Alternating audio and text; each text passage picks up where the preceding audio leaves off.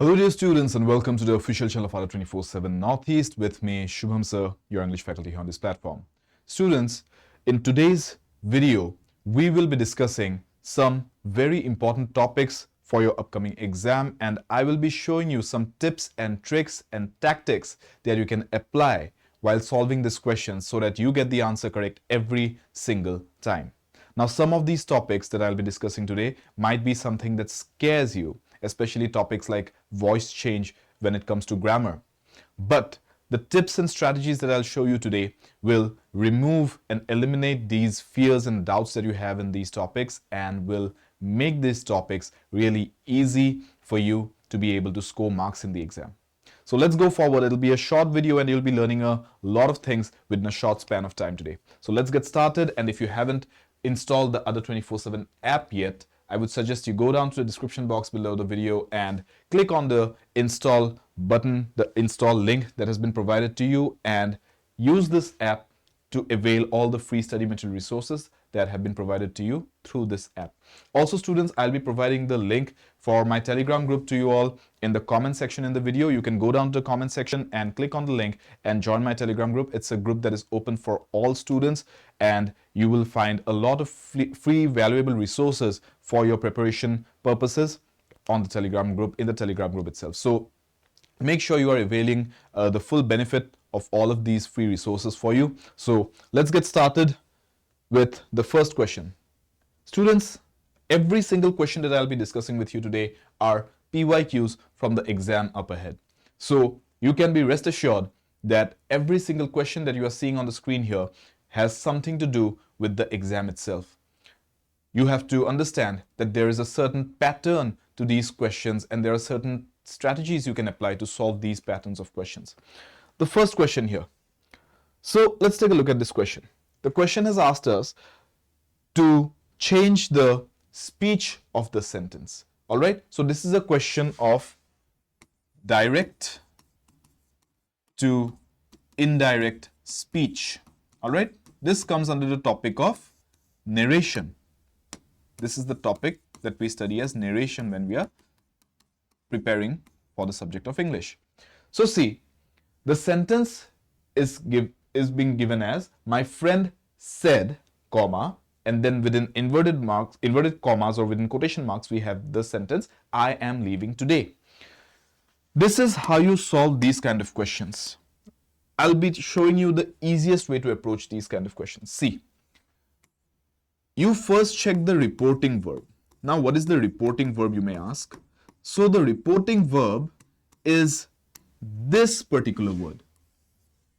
How do we know that this is the reporting verb? Because, see, understand the structure of this sentence. My friend said, I am leaving today. So, my friend said is what I am saying from myself or from my own end to explain to you that right now I'm going to talk to you about what my friend said. So, these are my words basically, right? And I am leaving today. This part, which is within inverted commas, this is the part that has actually been said by my friend. So this is the part that I'm reporting. These are just my words, but this is the part that I'm reporting to let you know what my friend said. So this reporting part has been presented to you by me with the help of this particular word, said. And to say something, the word say is a verb. It's an action word, right? Say is an action word. So now, this action word, basically it's a verb. An action word is a verb, right? So now, this verb is helping you report, or it's helping, let's take for example, I'm saying this sentence. It's helping me report to you what my friend said. So this verb is basically helping me report. Therefore, it's called the reporting verb. First, understand the concept of the reporting verb. Now, once you've identified the reporting verb, check its tense. All right, next thing, check the tense of the reporting verb. Check if it is in past tense. All right, just check this. Is the reporting verb in past tense? Say is the regular form of the verb, right? If we write it in past tense, we will write it as said, S-A-I-D. So yes, my reporting verb is in past tense, yes. So if the reporting verb is in past tense, we now understand that whatever tense this sentence has been written in, we will have to change the tense. This sentence means the reported part. Whatever I reported as my friend saying, I have to change the tense of that part. I am leaving today. This has been said in the present continuous tense. That means the person is going to leave today. I am leaving today. This is present continuous. So I have to change the tense. Yeah, understood? We're going step by step.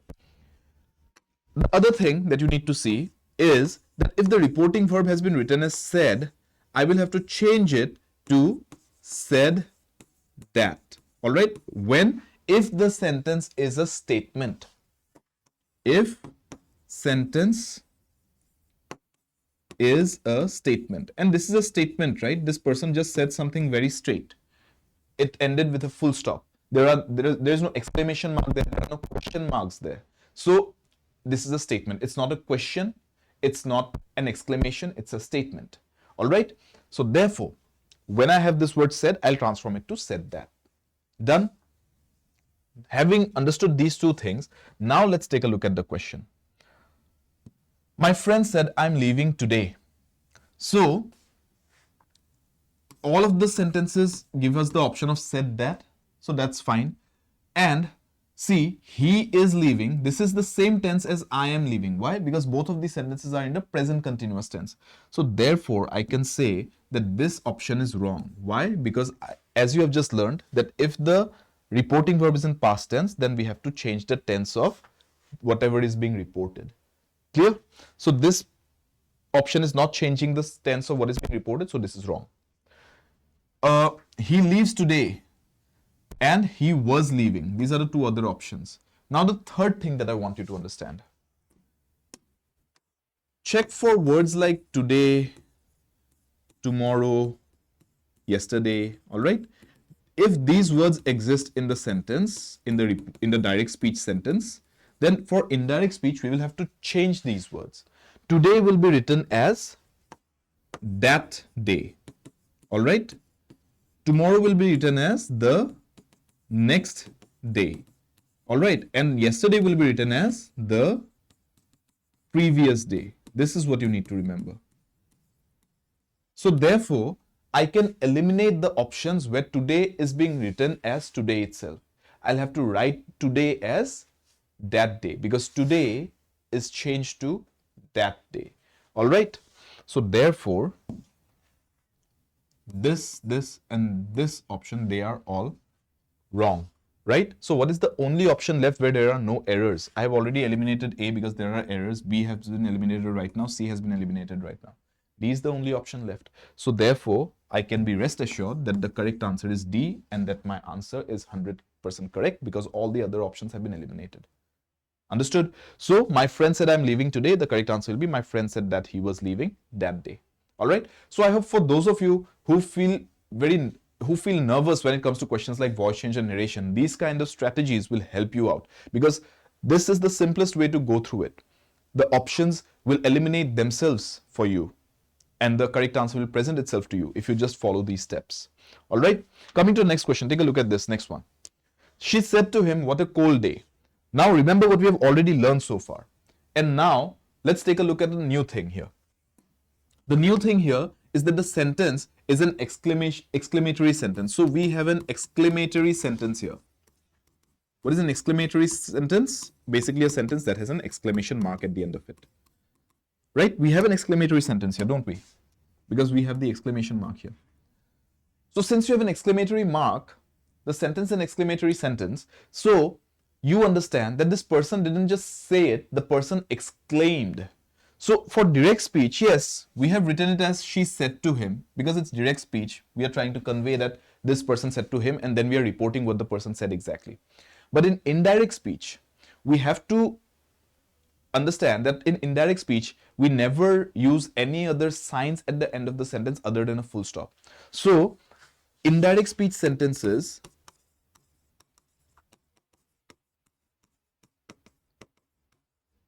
indirect speech does not use these symbols, all right? Indirect speech does not use question marks, exclamation marks, etc. They only use full stops.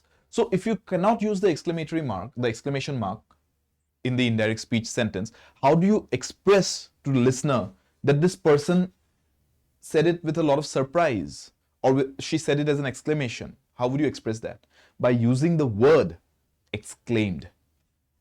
Understood? We are not being able to use the exclamation mark, so we will use the word exclaimed to express that the person, however she said it, if you use the exact words that the person said, you would place an exclamation mark there. So we can eliminate this option. Option A has been eliminated, right? Now, do you think this person expressed it in a very sad way? Alas. Did she use the word alas? Because alas is used to express sorrow, right? Alas would express sorrow. Did she say the word alas? No. So therefore, I cannot use the word sorrowfully. This word is unnecessary here. You don't need to describe that she said it in a sorrowful tone, because there was no sorrow in her tone. We don't understand any sense of sorrow from this statement, do we? So therefore, option C has been eliminated. Now we are left with two options. She exclaimed that it was a cold day. She exclaimed that it was a very cold day. Did she exclaim that it was a very cold day? What a terribly cold day. Did she say something like that? No, there were no adjectives apart from cold. So therefore, I don't need to add any spice to what she said from my end.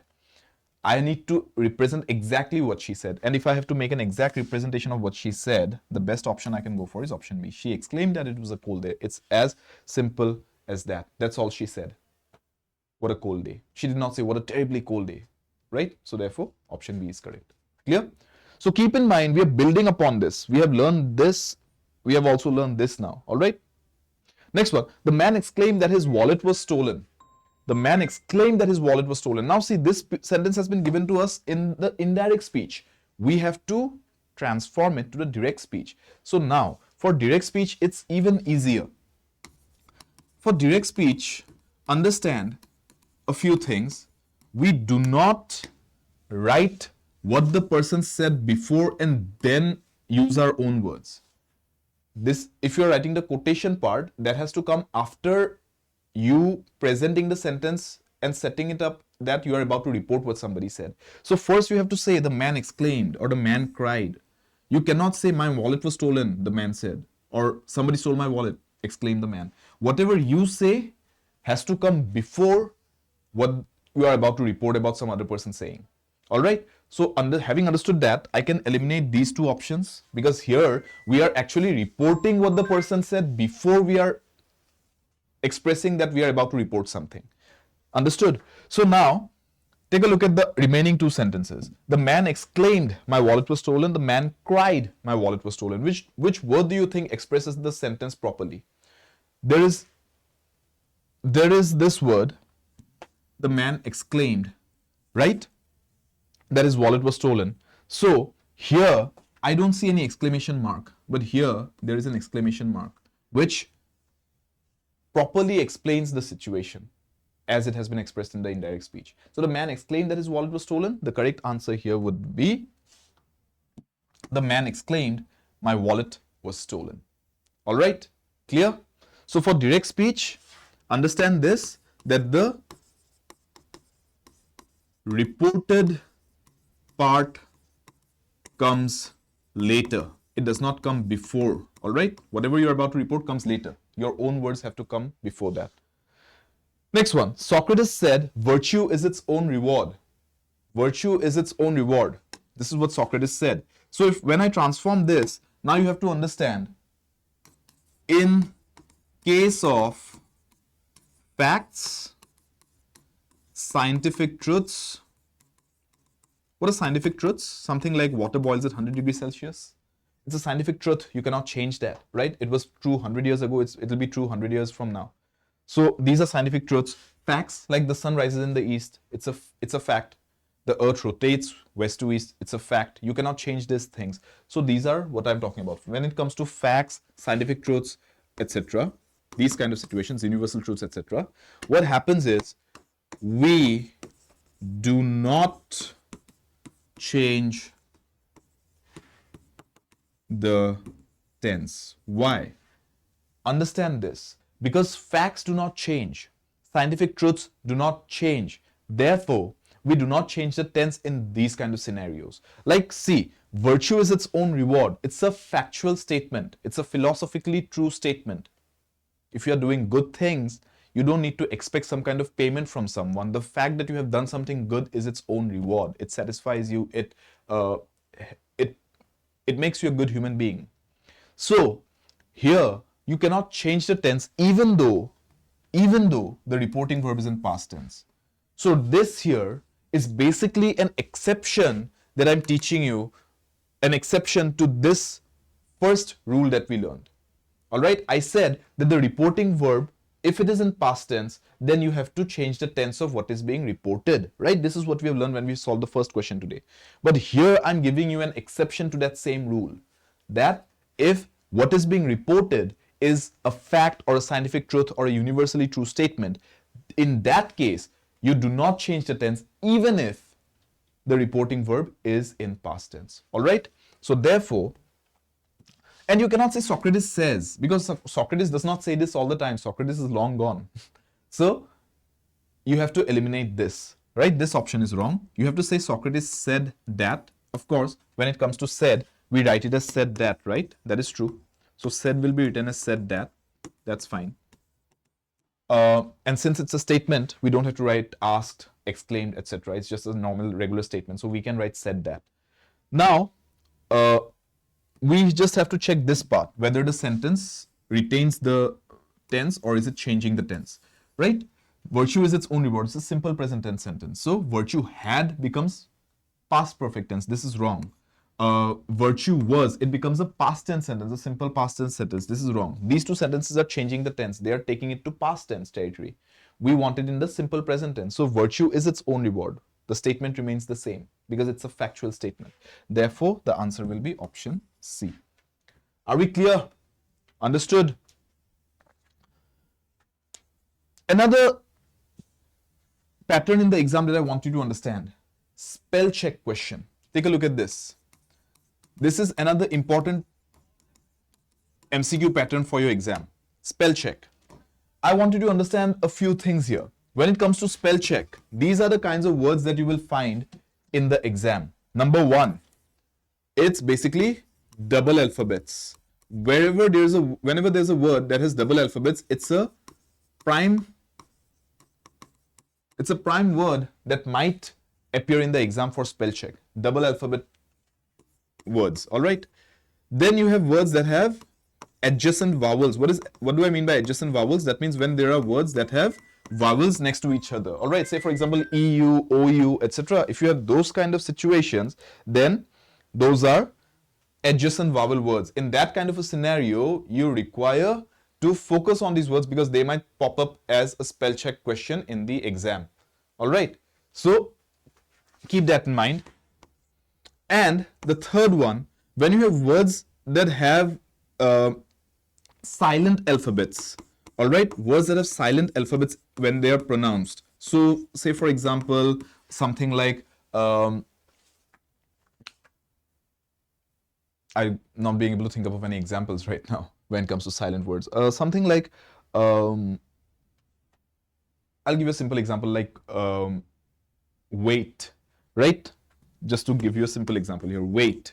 When you say wait, the G is silent here. You just say, and the H is silent. You just say W-E-I-T. That's the pronunciation, wait. But these kind of words where there are silent alphabets, those are the kind of words I'm talking about. Those pop up in the exam for spell check questions. Adjacent vowels, like when you get words such as maneuver. Okay? In these kind of words, you will see that there are adjacent vowels. These kind of words pop up in the exam. All right? When you have double alphabets, words like alliteration, you have double alphabets here. These are the kind of words that you will be seeing a lot of when it comes to spell check questions. So focus on these kind of words if you are trying to prepare for spell check based questions. Now coming to this particular question, it's a spell check based question in a fill in the blank format. So a temporary departure from the main subject in speech or writing is known as what? It's known as, from the options itself you understand it's digression. But what is the correct spelling of digression? For that, you have to understand that digression consists of a double S, not a single S. So wherever there's a single S, you can eliminate those options. And you also need to understand digression is pronounced as digression, not digression. So you cannot write it as DE, you have to write it as DI. So three options already we can see the errors here. So we can eliminate those three, and whatever we are left with, that is the answer. Digression. It's written as DIGRESSION. Keep that in mind. You also have adjacent vowels here, I and O. These are the kind of words that are important for you for spell check. Otherwise, a lot of students have this doubt that for spell check, anything might come in the exam. I'm giving you a better way to understand this.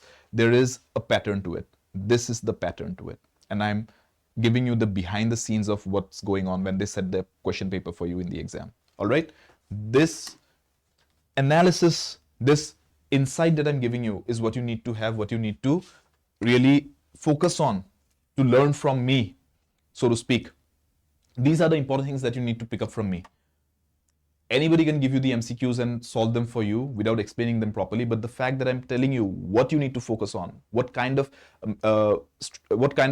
thought procedure is going through in the examiner's mind when they're setting the paper for you. If you understand that, if you crack that, you've already cracked the exam. A doctor who treats skin diseases, the answer here is dermatologist.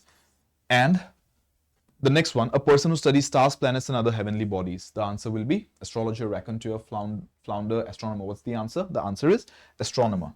The weird word here for you might be raconteur. Who's a raconteur? If you know of any person in your family or in your friend circle who is a very lively person, who is the person you know as the person who's going to give a very interesting story, tell a very interesting story, or tell you a very funny joke, or tell you something that happened in a very funny way, such a person can be referred to as a raconteur. All right? That's all you need to understand. You don't need to memorize any big definition for it. You just need to remember that kind of a person in your life, and you will understand what the word raconteur means. All right? So now, why did I give you these two questions? Why did I bring these two questions in the session today? Because I want you to understand when it comes to one word substitution based questions, which these two questions are. For one word substitutions, the exam focuses a lot on these kind of profession based questions, like a doctor who treats skin. That's the person's profession. What will you call them? There's a person whose profession is to study stars and planets. What will you call them? So profession-based questions, keep that in mind. This is something that you need to go through. Professions, name of different professions, all right?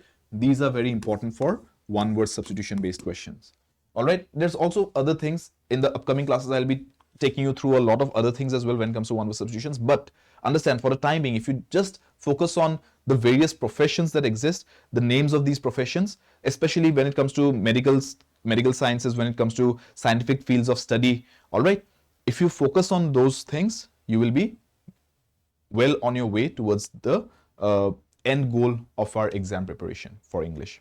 So students, I hope in this session, you learned a thing or two. You were able to pick up all the nuances that I was focusing on, and I hope that your preparation is going well. I'll be bringing a lot more classes for you for your exam. I'll be making sure that all your doubts, all your fears when it comes to English are wiped away through these classes. I just need you to like the video, share it with your friends and your brothers and sisters who are maybe preparing for the same exam that you are. And of course, let me know in the comments, what did you think about today's session, and what topics you would like me to cover in the upcoming classes. You let me know. Tell me what areas you are struggling with when it comes to English, and I will ensure that you get rid of all your troubles with the subject. And with that, students, I would like to end the session on the note that you can go through our free resources, as I mentioned at the start of the video. Definitely download the Other 24/7 app from the link given in the description box. Definitely join the Telegram group, the link of which will be given to you in the comment section. And there's a code that is Y577. You can use this code when you are joining any courses through the Other 24/7 app. There is a course for the MPSC LDA exam. You can join that, check it out on our app. The link for the course has also been given in the description box. If you think that you are going to join the course, then do not forget to apply the code Y577. This will provide you the best possible value for money price for the same course. And you can view my classes here on this channel, Ada 24/7 Northeast. So subscribe to the channel, like the video, share the video. Let me know in the comments what you thought about this video and what areas you need help in. And I'll be seeing you in the next class. Take care. All the best.